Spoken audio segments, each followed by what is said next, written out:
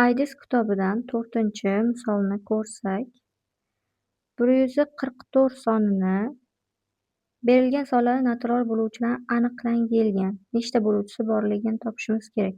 Shunda to'p ko'paytuvchilarga ajratamiz.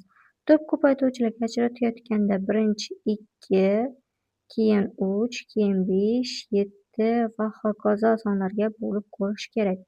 144 bilamizki 2 ga bo'linadi, ya'ni juft son. Shunda 72 chiqadi.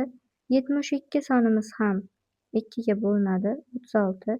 36 sonimiz ham 2 ga bo'linadi, 18. 18 sonimiz ham 2 ga bo'linadi. Shunda 9 bo'ladi. 9 sonimiz 3 ga bo'linadi. 3 sonimiz esa 3 ga bo'linadi. Shunda 1. 144 ta to'p ko'paytuvchilarga ajratib oldik. 2 dan 1, 2, 3, 4 ta. 4 ta, 3 dan esa 2 ta.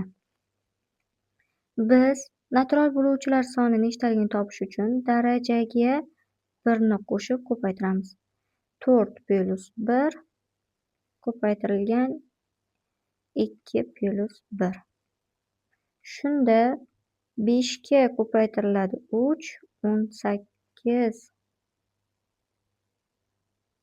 Shunda 5 karra 3imiz 15 degan javob chiqadi.